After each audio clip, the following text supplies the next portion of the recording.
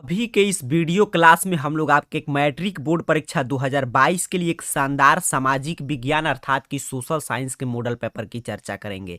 और ये नया मॉडल पेपर है 80 ऑब्जेक्टिव वाला, तो यहाँ से एक एक प्रश्न को ध्यान से समझिएगा क्योंकि काफी नया नया प्रश्न आपको महत्वपूर्ण महत्वपूर्ण प्रश्न की जानकारी मिलेगा इस मॉडल पेपर के माध्यम से।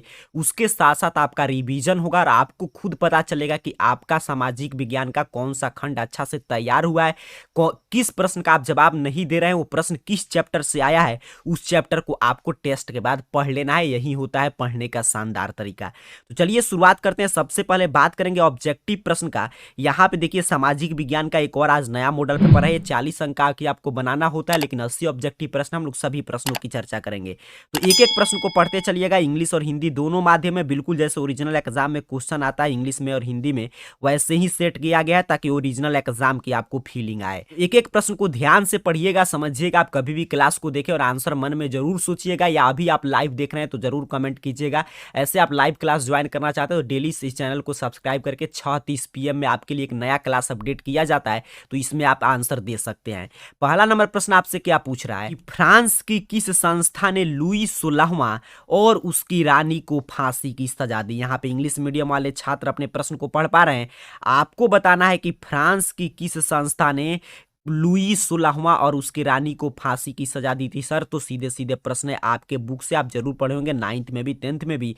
कन्वेंशन ने, तो ऑप्शन ग अर्थात कि ऑप्शन सी आपको राइट आंसर करना है। आगे बढ़ते हैं। दूसरे नंबर प्रश्न की बात करें तो दूसरा नंबर प्रश्न देखिए कितना शानदार है। कह रहा है मेजनी ने यंग इटली की स्थापना कहाँ की थी। मैंने बोला शुरू में ही बिल्कुल नया नया नया मॉडल पेपर है, तो नया नया प्रश्न भी आपको मिलेगा। इससे आपके पास भी कुछ और नए प्रश्न का भंडार होगा जिससे कि एग्जाम में आप प्रश्न को सॉल्व कर पाएंगे। कह रहा है मेजनी ने यंग इटली की स्थापना, आप जानते हैं यंग इटली यंग यूरोप, इसकी स्थापना मेजनी ने किया था, लेकिन कहां किया था तो याद रखेंगे सर ऑप्शन सी मरसोई में किया था। तो ऑप्शन सी सही आंसर होगा। याद जरूर कीजिएगा, पहले आंसर सोचिए, नहीं मालूम है तो याद करते चलिए। तीसरा नंबर प्रश्न अपने से पूछ रहा है सर कि किसका नाम बदलकर इटली रखा गया। देखिए कितना नया नया प्रश्न आपको देखने को मिल रहा है। पूछा इसमें से किसका नाम बदलकर बाद में इटली रख दिया गया। देखते हैं कितने छात्र बुक को अच्छा से पढ़े हैं और कितने स्टूडेंट इसका सही सही आंसर दे पाते हैं। तो जो भी विद्यार्थी सोच रहे हैं कि सर इसका राइट आंसर ऑप्शन डी होगा, तो आपका आंसर बिल्कुल सही है। तीसरा का राइट आंसर क्या है, ऑप्शन डी, सार्डिनिया पिडमोंट का नाम बदलकर क्या रखा गया था, इटली। आगे बढ़ेंगे, 4 नंबर प्रश्न की बात करेंगे। तो प्रश्न अपने से पूछ रहा है कि पहली बार इतिहास की भौतिक व्याख्या किसने की। ऑप्शन आपको दिखाई दे रहा है, आपको बताना है कि सबसे पहली बार इतिहास की भौतिक व्याख्या किसने किया था। बिल्कुल नया नया प्रश्न है, क्योंकि देखिए एक ही प्रश्न आप बार बार हर मॉडल पेपर में पढ़े तो उसे कोई बेनिफिट नहीं होगा, इसलिए नया नया प्रश्न आपको एग्जाम के समय जरूर याद करना चाहिए। और जो भी छात्र इस चैनल के सब्सक्राइब करके रखे और इसके रेगुलर व्यूअर, वो जानते हैं कि हम कोशिश करते हैं कि कोई भी model paper previous model paper के जैसा नहीं आए, ताकि आपको नए नए प्रश्न की जानकारी मिले। हर मॉडल पेपर आपको पूरे यूट्यूब का यहाँ पे यूनिक देखने को मिलेगा। क्या पूछा था सर, पहली बार इतिहास की भौतिक व्याख्या किसने किया था, तो कार्ल मार्क्स। समाजवाद और साम्यवाद से प्रश्न था, Karl Marx right answer option A करेंगे। आगे बढ़ते हैं, 5 नंबर प्रश्न की बात करते हैं सर। तो प्रश्न आपसे कह रहा है कॉमिन्टर्न की स्थापना किस देश में की गई थी। आपको बताना है कॉमिन्टर्न की स्थापना किस देश में किया गया था। नहीं मालूम है तो याद रखेंगे रूस में हुआ था। ऑप्शन डी सही आंसर है। इसलिए मैं बोलता हूं बुक को पढ़ के रखिए, क्योंकि बुक से बाहर कोई प्रश्न नहीं आएगा। छठे नंबर प्रश्न आपको दिखाई दे रहा है, प्रश्न पढ़ेंगे सभी स्टूडेंट और आंसर देने का प्रयास कीजिए। प्रश्न आपसे पूछा है कि ग्राम पंचायत की बैठक की अध्यक्षता कौन करता है। कितना यूनिक प्रश्न है, और प्रश्न मैं आपको बता चुका हूं, जल्दी से बताइएगा कि ग्राम पंचायत का जो बैठक होता है उसकी अध्यक्षता कौन करता है। तो मैं देख रहा हूं जो भी छात्र इस चैनल के सभी वीडियोस देखते हैं उनका बिल्कुल राइट आंसर आ रहा है। काफी विद्यार्थी कमेंट कर रहे हैं कि sir option A option A, तो आपका चला आंसर बिल्कुल सही है। ग्राम पंचायत की बैठक की अध्यक्षता मुखिया करता है, तो ऑप्शन ए सही आंसर हो जाएगा। आगे बढ़ते हैं, 7 नंबर प्रश्न अपने स्क्रीन पे आ गया। ये भी प्रश्न रिपीटेड प्रश्न है, बिहार टॉपर सीरीज में भी मैं आपको बताया था। आपको बताना है कि 16वीं लोकसभा में महिला सदस्यों का प्रतिशत कितना था। ऑप्शन पढ़िए और आंसर देने का प्रयास कीजिए। 16वीं लोकसभा लोकसभा में महिला सदस्यों का प्रतिशत कितना था सर? तो नहीं मालूम है तो याद रखेंगे 11.97, 10% से ज्यादा हो गया था, तो 11.97%। ऑप्शन डी आपको ओएमआर सीट पे कलर करना है। आगे बढ़ते हैं, 8 नंबर प्रश्न की बात करते हैं। तो प्रश्न अपने से पूछ रहा है कि भारत की दलीय पद्धति की क्या विशेषता है, अर्थात कि कुल मिलाकर साधारण भाषा में कहें तो पूछा है कि भारत में इसमें से कौन सा दलीय पद्धति इस समय काम कर रहा है, यही आपको बताना है। तो इससे आसान सोचिए पॉलिटिकल साइंस का क्या प्रश्न होगा। भारत में आप जानते हैं अनेक दल चुनाव में भाग लेते हैं, इसलिए यहाँ पे मल्टी पार्टी सिस्टम है, अर्थात कि बहुदलीय पद्धति है, तो ऑप्शन ए सही आंसर है। 9 नंबर प्रश्न की बात करें सर, तो प्रश्न आपसे पूछ रहा है कि बिहार में पंचायती राज की संरचना किस स्तर की है, यही आपको बताना है कि बलवंत राय मेहता समिति के आधार पर आप जानते हैं बिहार में पंचायती राज की स्थापना हुआ, लेकिन किस स्तर पे है तो वही आपको बताना है। तो आप जानते हैं कि बिहार में पंचायती राज व्यवस्था जो बलवंत राय मेहता समिति की अनुशंसा पे लगा, तो उन्होंने बताया था कि त्रिस्तरीय रहेगा। तो यहाँ पे त्रिस्तरीय है, ग्राम स्तर पे, पंचायत समिति स्तर पे, जिला परिषद पे, तो इनमें से सभी ऑप्शन डी इसका भी सही आंसर हो जाएगा। सोचिए कितना अच्छा अच्छा प्रश्न आपको मिल रहा है। आगे बढ़ेंगे सर, 10 नंबर प्रश्न की बात करेंगे। प्रश्न अपने से पूछ रहा है सर कि राज्यों के पुनर्गठन के उपरांत 1956 में भारत में कितने राज्य थे, अर्थात कि जब राज्य पुनर्गठन आयोग की स्थापना नहीं किया गया था 1956 से पहले, तो भारत में उस समय तक कितने राज्य थे, यही आपको बताना है। बड़ा ही शानदार और वीवीआई प्रश्न है, नहीं मालूम है तो याद रखेंगे 1956 से पहले भारत में मात्र 14 स्टेट थे। आगे बढ़ते हैं, 11 नंबर प्रश्न की बात करते हैं। 11 नंबर प्रश्न तो किसी भी हाल में किसी भी विद्यार्थी का आंसर गलत नहीं कमेंट करना है। कह रहा है from which state did Chipko movement begin, Chipko आंदोलन का प्रारंभ किस राज्य से हुआ था, यही आपको बताना है। तो जैसे ही ऐसे प्रश्न एग्जाम में आए फटाफट आपको आंसर कलर करना है सर उत्तराखंड, यूपी, उत्तराखंड, उत्तर प्रदेश, अर्थात कि ऑप्शन सी सही आंसर हो जाएगा। चिपको आंदोलन आप जानते हैं पेड़ के कटाई से संबंधित था। आगे बढ़ते हैं, देखते हैं 12 नंबर प्रश्न अपने से क्या पूछा जा रहा है। तो 12 नंबर प्रश्न आपसे पूछा है सर कि भारतीय अर्थव्यवस्था इंग्लैंड का क्या था। बिल्कुल आसान प्रश्न है, आपको बताना है कि जब हम लोग गुलाम थे उस समय भारतीय अर्थव्यवस्था इंग्लैंड का क्या था। तो आपके इकोनॉमिक्स का जो एससीईआरटी या एनसीईआरटी का बुक पढ़ते हैं तो उसके प्रथम चैप्टर में लिखा गया है कि हम लोग उसके क्या थे, कॉलोनी थे, उपनिवेश थे, तो ऑप्शन बी सही आंसर करेंगे। 13 नंबर प्रश्न फिर इकोनॉमिक्स से आ गया, बिल्कुल एग्जाम में भी इसी रूप में आपको प्रश्न मिलेगा, पहले हिस्ट्री फिर इसी तरह सभी सब्जेक्ट का। ये डिपेंड करता है कि आपको कौन सा सेट मिला है, क्योंकि एग्जाम में देखिए 10 सेट में प्रश्न आता है ए से लेकर जे तक, तो जो सेट मिलेगा उसी रूप में प्रश्न आपको देखने को मिलेंगे। तो चलिए आंसर दीजिए 13 नंबर प्रश्न का। कह रहा है आपसे कि इनमें कौन भारत में ब्रिटिश शासन काल का गुण है। तो ध्यान से देखिएगा, पूछा कि कौन भारत में ब्रिटिश शासन काल का गुण है, तो प्रति व्यक्ति आय उस समय स्थिर हो गया था, जनसंख्या की कृषि पर बढ़ती निर्भरता थी, हस्तशिल्प उद्योग का पतन हो रहा था। तो इसलिए राइट आंसर आपको क्या करना है, ऑल ऑफ दीज, इनमें से सभी कलर कर देना है। 13 का ऑप्शन डी सही आंसर है। 14 नंबर प्रश्न पढ़िए और आंसर देने का प्रयास कीजिए। एग्जाम तक एक क्लास अगर आप करते हैं डेली, इस चैनल पे जो क्लासेस आ रहा है उसको ध्यान से देखते हैं तो देखिएगा इससे बाहर कोई प्रश्न नहीं आएगा, क्योंकि यूनिक यूनिक प्रश्न आपको मिल रहा है। कह रहा है इनमें कौन आर्थिक क्रिया नहीं है, ध्यान से देखिए और आंसर देने का प्रयास कीजिए। इसमें से कौन सा आर्थिक क्रिया नहीं है, इकोनॉमिक एक्टिविटी नहीं है। तो आर्थिक क्रिया की अगर आप परिभाषा पढ़े होंगे, इकोनॉमिक्स का बुक अगर आप पढ़े होंगे तो कहिएगा सर छात्रों की स्कूल में पढ़ाई, ये जो है learning by a student in school, यही आर्थिक क्रिया नहीं है। तो ऑप्शन डी इसका भी सही आंसर हो जाएगा। आगे बढ़ते हैं, 15 नंबर प्रश्न की बात करते हैं सर। तो प्रश्न अपने से पूछ रहा है कि अर्थव्यवस्था से हमें क्या प्राप्त होता है। ऑप्शन ध्यान से समझिएगा, बड़ा ही शानदार प्रश्न है, देखते हैं कितने छात्र आंसर दे पाते हैं। पहला ऑप्शन है कि आजीविका अर्जन का साधन है, यहाँ पे इंग्लिश मीडियम वाले छात्र अपने प्रश्न को पढ़ेंगे। वस्तुएं एवं सेवाएं, संपत्ति, अर्थव्यवस्था से हमें क्या प्राप्त होता है। तो अर्थव्यवस्था आजीविका अर्जन का साधन भी देता है, वस्तु और सेवा भी प्राप्त होता है। तो इसलिए राइट आंसर क्या हो जाएगा, ऑप्शन डी आपको कलर कर देना है 15 का। आगे बढ़ते हैं, 16 नंबर प्रश्न देखते हैं क्या कह रहा है। 16 नंबर प्रश्न है कि संसाधन संरक्षण की वकालत पहली बार किसने की थी, अर्थात कि संसाधन का संरक्षण करना अनिवार्य है, इसका वकालत पहली बार किसने किया था सर। तो नहीं मालूम है तो याद रखेंगे ऑप्शन बी पे सही आंसर है, क्लब ऑफ रोम ने।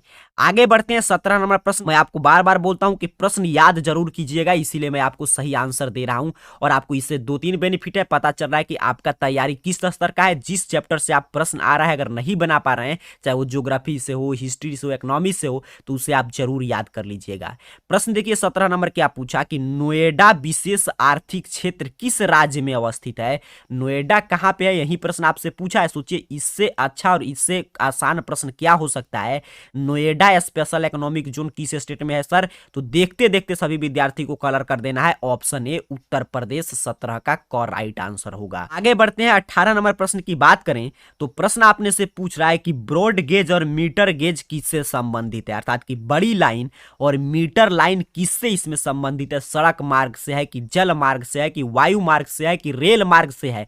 जल्दी जल्दी आंसर कमेंट करेंगे। 18 का राइट आंसर क्या होगा, आप क्या सोच रहे हैं इसका सही आंसर एग्जाम में आएगा तो क्या हुआ हमारे सीट पे कलर करेंगे। तो जितने भी छात्र कह रहे हैं कि सर ये रेल मार्ग से संबंधित है, तो आपका चला आंसर बिल्कुल सही है। समझिए आपका सोशल साइंस का तैयारी बिल्कुल शानदार है।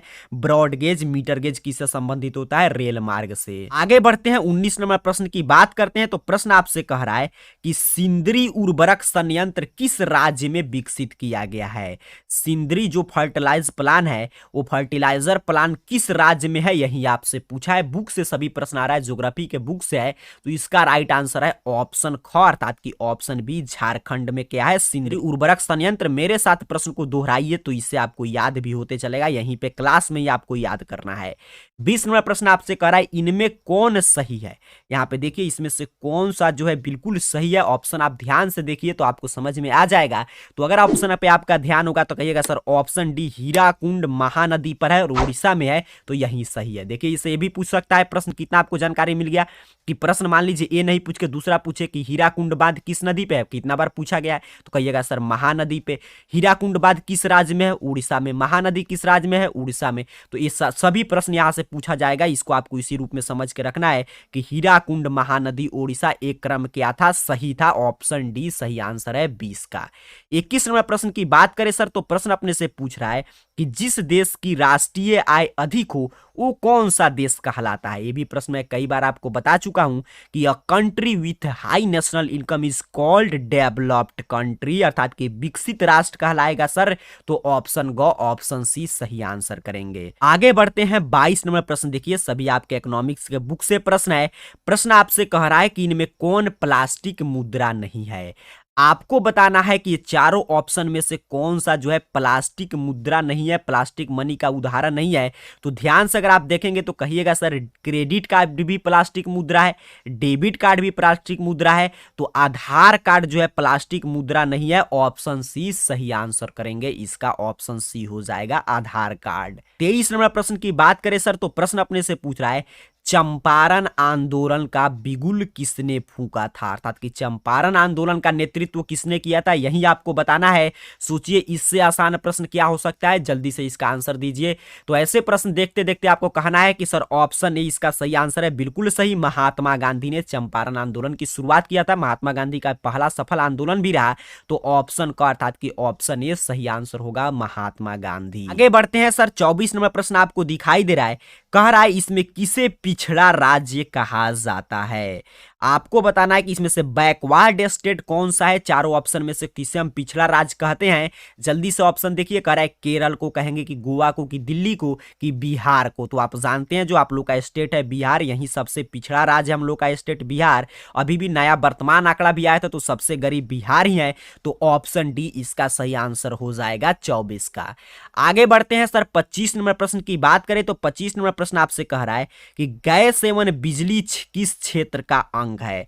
आपको बताना है कि गैस एवं बिजली इसमें से किस क्षेत्र में आता है, अर्थव्यवस्था के किस क्षेत्र में गैस और बिजली को रखा गया है। तो जो भी छात्र कह रहे हैं कि सर ये द्वितीयक क्षेत्र में आएगा तो बिल्कुल सही आप पढ़े होंगे। अर्थव्यवस्था को 3 क्षेत्र में हम लोग बांटते हैं, प्राथमिक क्षेत्रक, द्वितीयक क्षेत्रक, तृतीयक क्षेत्र। तो प्राथमिक क्षेत्र कृषि क्षेत्र है और द्वितीय क्षेत्र क्या है, औद्योगिक क्षेत्र, और तृतीयक क्षेत्र क्या है, सेवा क्षेत्र। तो गैस बिजली द्वितीयक क्षेत्र में आएगा। तो 25 का ऑप्शन बी आपको आंसर याद रखना है।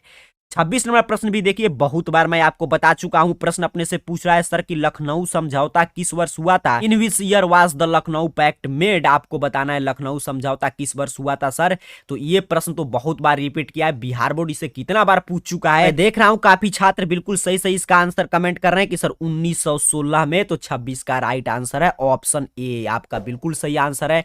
26 का राइट आंसर क्या हो जाएगा, ऑप्शन ए।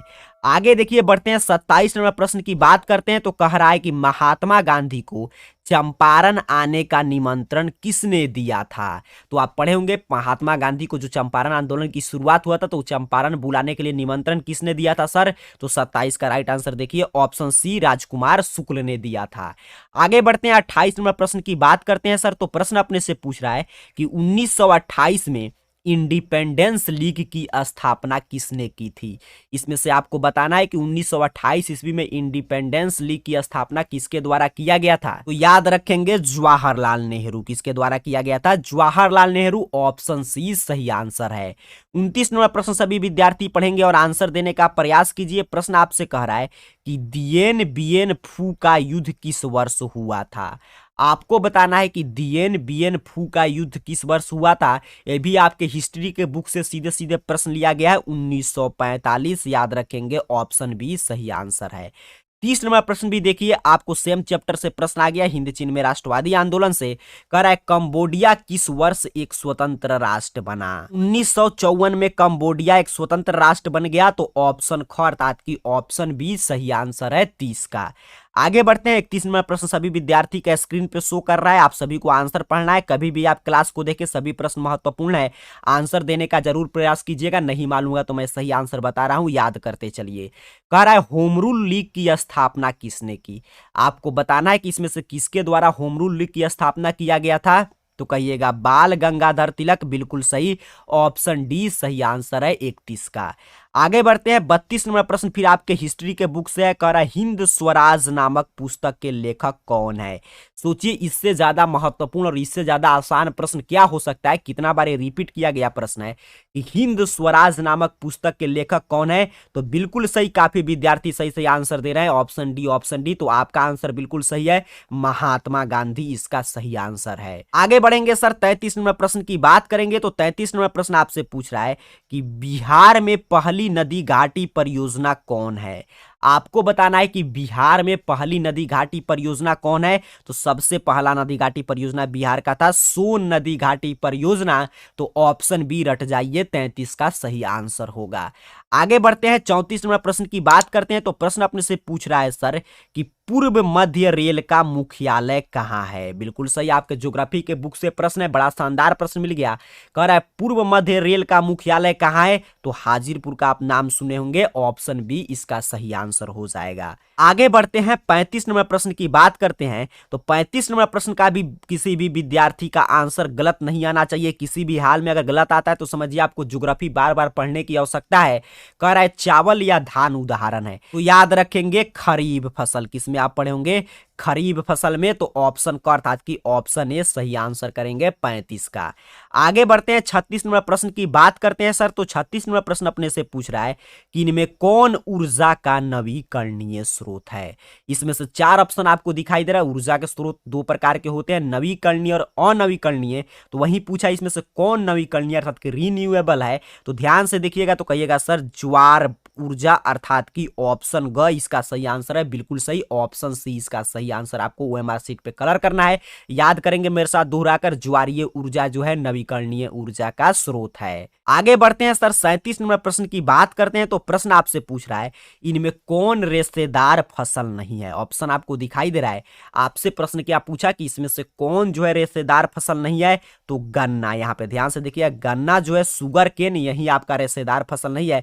बाकी सभी कपास भी रेशेदार फसल है, सन भी है और जूट भी है। तो गन्ना इसका राइट आंसर हो जाएगा, ऑप्शन डी। आगे बढ़ते हैं, 38 नंबर प्रश्न की बात करते हैं। तो प्रश्न अपने से पूछ रहा है कि कुल जल का कितना प्रतिशत भाग महासागरों में है। सभी प्रश्न काफी महत्वपूर्ण है। जल्दी से इसका आंसर दीजिए, नहीं मालूम है तो मैं सही आंसर बताऊंगा तब याद कर लीजिएगा। कह रहा है कुल जल का कितना भाग जो है महासागर में। बुक से बड़ा ही वीवीआई प्रश्न आया है, तो इसका राइट आंसर है देखिए ऑप्शन सी, 95% लगभग भाग कहां पे है, महासागरों में। बिल्कुल सही। आगे बढ़ेंगे, 39 नंबर प्रश्न की बात करेंगे। तो प्रश्न अपने से पूछ रहा है इनमें कौन लौह अयस्क नहीं है। ध्यान से देखिए, इसमें कह रहा है कौन जो है लौह अयस्क नहीं है, ऑप्शन ग नहीं है, तो ऑप्शन सी इसका राइट आंसर है। बाकी जानते हैं आप, मैग्नेटाइट, हेमाटाइट, लिमोनोटाइट सब लौह अयस्क है, बायोटाइट नहीं है। तो राइट आंसर क्या हो जाएगा 39 का, ऑप्शन सी, क्योंकि पूछा था कौन नहीं है। 40 नंबर प्रश्न पढ़िए और आंसर देने का प्रयास कीजिएगा। प्रश्न आपसे कह रहा है कि राष्ट्रीय जलमार्ग संख्या 2 से संबंधित नहीं है। राष्ट्रीय जलमार्ग संख्या 2 से जो है ब्रह्मपुत्र नदी संबंधित नहीं है, तो ऑप्शन डी सही आंसर है, क्योंकि पूछा था कौन नहीं है। बाकी सभी गंगा, पेरियार, कृष्णा सभी राष्ट्रीय जलमार्ग संख्या 2 से संबंधित है, तो 40 का राइट आंसर है ऑप्शन डी।